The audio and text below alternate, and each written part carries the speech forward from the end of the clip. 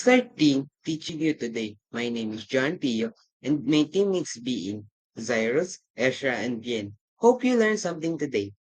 Today, you're gonna learn the difference between meteors, meteorites, meteoroids, asteroids, and comets. They seem so similar, but yet they are so different. Now, let's ask ourselves, what is really the difference between meteors, meteorites, meteoroids, comets, and asteroids? Before that, let me ask you, yes, you, a question. Look over here. There's a T-Rex, there's a pterodactyl. Nature's beautiful. My question is, aren't they cute? Look here. Everything looks peaceful, right? Can you see? What's up there in the sky?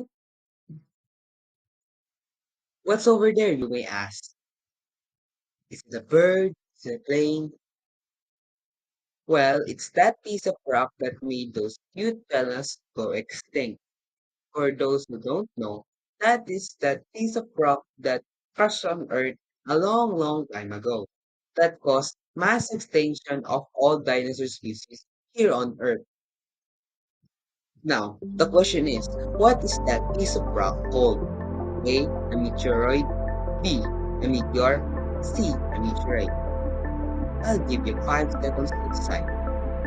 Surprisingly, the answer is all of the above.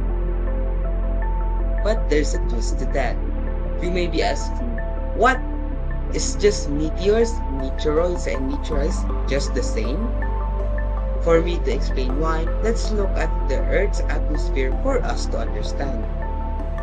Here, at Earth's atmosphere, you can see these tiny rocks. These tiny rocks are called meteoroids.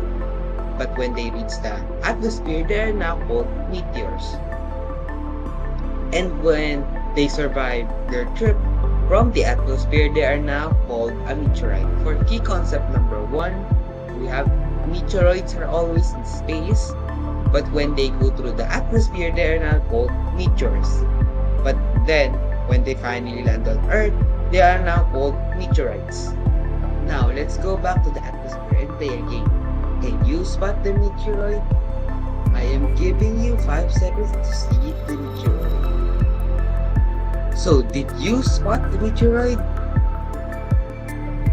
Here it is. You might be wondering, why does it seem like it's so small? Meteoroids are actually very small compared to asteroids. Just look at this image.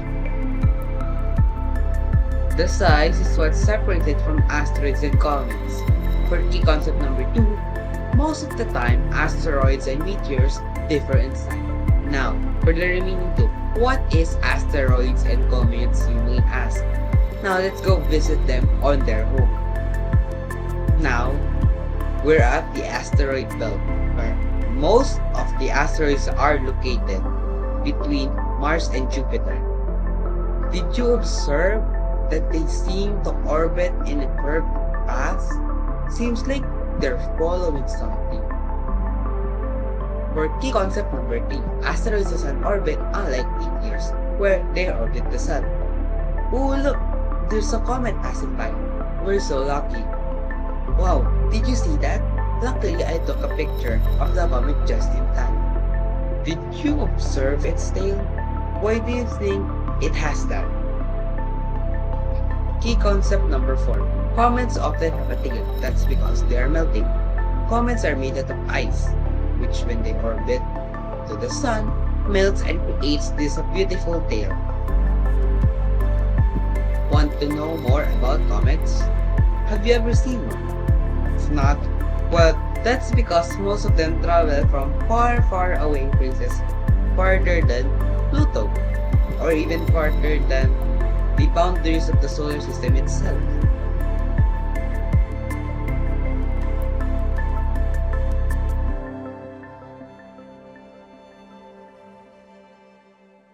Goodbye, and I hope you learned something today. Thank you!